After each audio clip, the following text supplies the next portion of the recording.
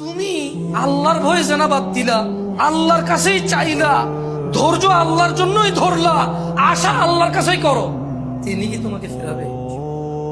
তিনি হচ্ছেন উনি যিনি ৯৯ জনকে হত্যা করার পর শুধু উনার কাছে শাস্তির ভয়ে আছে কিনা আমার মুক্তির উপায়, আমার কি ক্ষমা হবে, ক্ষমা কার থেকে?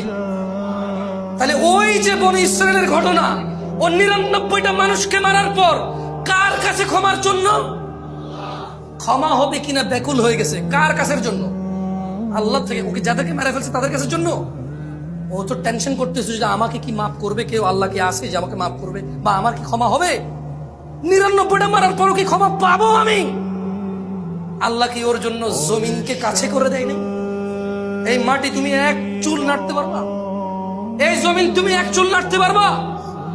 ভাই আমার, তুমি কি বনি ইসরায়েলের ওই ৯৯ জন হত্যাকারীর চাইতে নিজেকে খারাপ মনে করো? কেন তুমি আল্লাহকে এত এত আল্লাহর বিষয় তোমার এত ধারণা খারাপ কেন?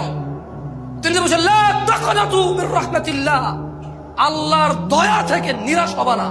আল্লাহর দয়া থেকে নিরাশ হওয়াই গুনাহ। ইন্নাল্লাহা ইয়াগফিরুয যুনুবা জামিআ, আল্লাহ সমস্ত গুনাহ ক্ষমা করবে।